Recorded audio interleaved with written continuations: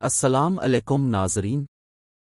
گزشتہ روز کے حصہ پنجم میں جھوٹے مسیحا دجال کے مقام خروج کے بعد آج ہم بات کریں گے جھوٹے مسیحا دجال کے خروج کے بعد کے حالات کی۔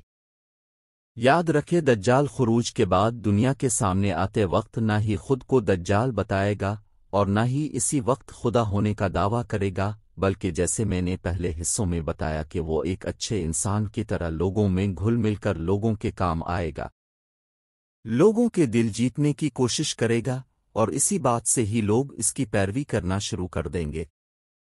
جیسے یہودی کرونا وائرس میں کہہ رہے تھے کہ ہمارے مسیحا کے آتے ہی کرونا وائرس ٹھیک کرے گا وغیرہ وغیرہ۔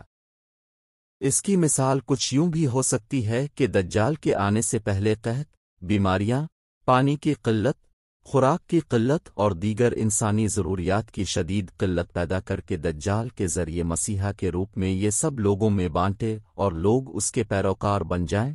ایک صورت یہ بھی ہو سکتی ہے کہ دنیا ظلم سے بھر جائے، ہر طرف حالات خراب ہوں گے، دنیا ظالموں کے ہاتھ میں دی جائے گی اور لوگ انتظار کریں گے کہ کوئی ان کی مدد کو آئے، اور اچانک ابلیس دجال کو لوگوں کے سامنے لے آئے اور وہ لوگوں سے ہمدردی کرے اور ظلم کے خاتمے کے لیے اپنا کردار ادا کرے اور لوگوں کے لیے نجات دہندہ اور مسیحا بن جائے۔ آہستہ آہستہ جب بڑی تعداد میں لوگ دجال کی پیروی شروع کر دیں گے تو یہ مردود اپنی اصل رونیت پر آ جائے گا اور خود کو خدا منوائے گا۔ اس کے پاس دنیا جہاں کے خزانے ہوں گے، شیاطین کی ایک پوری فوج اس کے ساتھ ہوگی، کسی کو نوازے گا، کسی کو محروم کرے گا،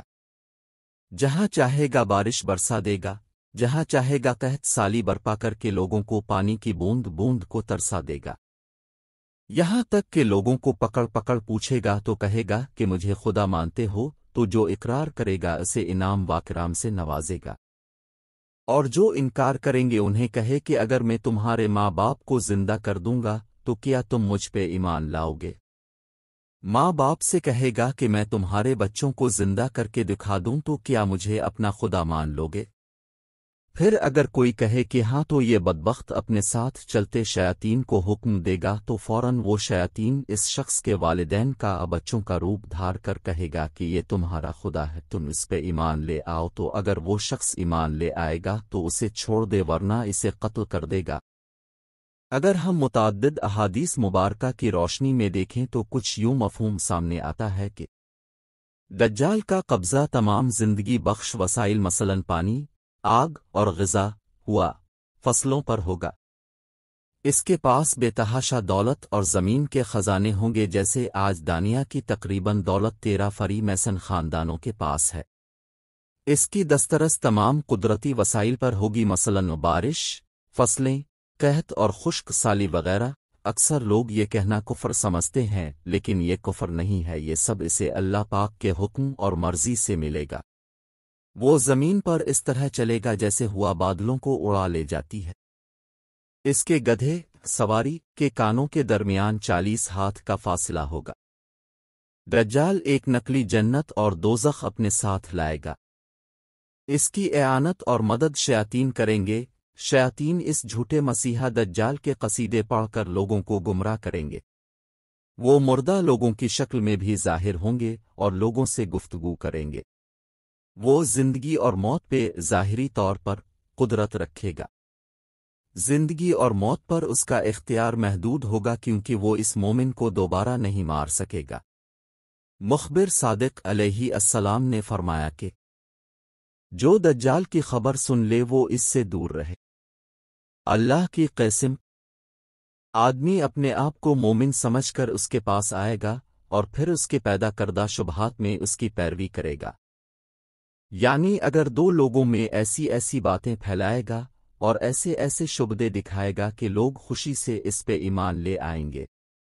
دجال کے پیروکاروں کی اکثریت یہودی اور عورتیں ہوں گی۔ دوسری حدیث مبارکہ میں ہے کہ سیدنا عبداللہ بن عمر رضی اللہ عنہ سے روایت ہے، وہ کہتے ہیں کہ رسول اللہ علیہ السلام نے فرمایا کہ دجال کی طرف جانے والوں میں اتنی زیادہ تعداد عورتوں کی ہوگی کہ ایک آدمی اپنے رشتہ داروں، ماں، بیٹی، بہن، پھوپھی وغیرہ کی طرف جا کر ان کو مضبوطی سے باندھ دے گا تاکہ ایسا نہ ہو کہ ان میں سے کوئی دجال کی طرف چلی جائے۔ یہودیوں کی ہم کل بات کر چکے ہیں، آج چند باتیں دجال کے ساتھ موجود عورتوں کی کر لیں۔ وہ آزاد پسند عورتیں جو مذہب اور عورت کے لیے مختص کی گئی مذہب کی چادر اور چار دیواری کو اور سمجھتی ہیں، اور میرا جسم میری مرضی جو کہ اصل میں ایک دجیلی نعرہ ہے، اور ان کے کرتوت اسلام کے اکثر الٹ ہے، جس کا واضح مطلب ہے کہ میں آزاد ہوں کچھ بھی کرنے کو جو کہ اسلام میں ہرگز نہیں ہے۔ اسلام عورت کو آزادی بھی دیتا ہے اور مرضی بھی، لیکن اسلام کے حدود اور حیا کے دائرے میں رہتے ہوئے، جبکہ دجال کے چیلوں کا مقصد ہی میرا جسم میری مرضی جیسے جہاں چاہوں استعمال کروں والے ہوں گے۔ کہا گیا ہے کہ یہ عورتیں دجال کے پیچھے ایسے جائیں گی کہ ان کے مرد ان کو باندھ کر بھی رکھیں گے تو یہ رسیاں توڑوا کر بھاگیں گی۔ نواس بن سمنقلبی رضی اللہ عنہ کہتے ہیں کہ ہم نے عرض کیا، اللہ کے رسول، وہ دجال کتنے دنوں تک زمین پر رہے گا؟ آپ علیہ السلام نے فرمایا، 40 دن تک، ایک دن 1 سال کے برابر، دوسرا دن 1 مہینہ کے اور تیسرا دن 1 ہفتہ کے برابر ہوگا، اور باقی دن تمہارے عام دنوں کی طرح ہوں گے۔ دجال کی خروج کے بعد دنیا میں کل مدت 360 دن، 1 سال، 30 دن، 1 مہینہ، 7 دن، 1 ہفتہ، 37 ٹوٹل بنتے ہیں 4 دن۔ ان 40 دنوں میں دجال ساری دنیا گھوم لے گا، عراق میں بنوت اور ایران کے یہودیوں میں خدائی کا دعویٰ کر کے لشکر کو ساتھ لے کر ان 40 دنوں میں ساری دنیا کو تہس نہس کرتا ہوا آگے بڑھے گا۔ دنیا میں ایسی کوئی بستی، ایسی کوئی گلی، ایسا کوئی کونا ہوگا جہاں دجال نہ پہنچے گا۔ ہر کونے میں جا کر اپنی خدائی کا ڈھونگ کر کے لوگوں کو گمراہ کرے گا سوائے مدینہ پاک اور مکہ مکرمہ کے۔ انس بن مالک رضی اللہ تعالیٰ عنہ بیان فرماتے ہیں کہ نبی علیہ السلام نے فرمایا، مکہ اور مدینہ کے علاوہ کوئی ایسا علاقہ نہیں ہوگا جسے دجال نہ روند سکے۔ مکہ اور مدینہ کے ہر راستے پر فرشتے ننگی تلواریں سونتے ہوئے پہرا دیں گے، پھر مدینہ اپنے رہنے والوں کے ساتھ 3 مرتبہ ہلے گا تو اللہ تعالیٰ ہر کافر اور منافق کو مدینہ سے نکال دے گا۔ ابن عمر اوزا نے اسحاق بن عبداللہ بن ابی طلحہ سے روایت کی، کہا، مجھے حضرت انس بن مالک رضی اللہ تعالیٰ عنہ نے حدیث بیان کی، کہا، رسول اللہ علیہ السلام نے فرمایا، مکہ اور مدینہ کے علاوہ کوئی شہر نہیں مگر دجال اسے روندے گا۔ ان 2 شہروں کے راستوں میں سے ہر راستے پر فرشتے صف باندھتے ہوئے پہرا دے رہے ہوں گے، پھر وہ ایک شوریلی زمین میں اترے گا۔ اس وقت مدینہ 3 بار لرزے گا اور ہر کافر اور منافق اس میں سے نکل کر اس دجال کے پاس چلا جائے گا۔ قربان جائیں نبی مکرم کی ذات مبارکہ پہ اپنے 1400 سال پہلے آج کی ساری باتیں یوں بیان فرما دیں جیسے آپ علیہ السلام اپنی حیات مبارکہ میں سب کچھ اپنی آنکھوں سے دیکھ رہے ہوں۔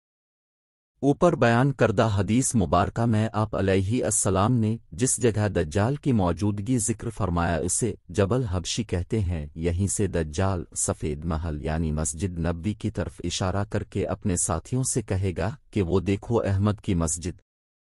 پھر دجال مدینہ پاک میں داخل ہونے کی کوشش کرے گا، لیکن مدینہ پاک 7 دروازوں جن کا احادیث مبارکہ میں حوالہ موجود ہے،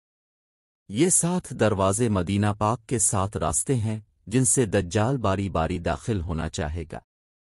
مگر ہر راستہ پر مقرر فرشتے تلواریں لیے موجود ہوں گے جس کی وجہ سے دجال وہاں داخل نہ ہو سکے گا۔ آج اگر جبل حبشی سے دیکھیں تو عین سامنے ہمیں مسجد نبوی نظر آتی ہے، جو کہ اوسطاً 12 سے 14 کلومیٹر دور ہے۔ یہ حصہ مختلف نقشوں میں مدینہ پاک میں دکھایا جاتا ہے، لیکن یہ مدینہ پاک میں نہیں آتا کیونکہ مدینہ پاک میں دجال داخل نہیں ہو سکتا۔ اب آپ کو ایک بات یہ بھی بتا دوں کہ اسی پہاڑی پر دجال کے قیام کے لیے سعودی حکومت نے ایک محل تعمیر کر رکھا ہے جسے صرف ایک ہی راستہ جاتا ہے، اور محل کسی کے استعمال میں بلکہ بند پڑا ہے، اور یہاں اپنے ایک اور بھی نشانی بتا دی اس جگہ کی کہ یہ جگہ جہاں دجال موجود ہوگا وہ شوریلی زمین ہوگی، اور شوریلی زمین جو بنجر ہوتی، بیکار ہوتی ہے اور ناقابل کاشت ہوتی ہے، بالکل یہی جگہ ہے جس کا اپنے ذکر فرمایا کیونکہ جہاں یہ محل بنا ہے وہ جگہ شوریلی ہے۔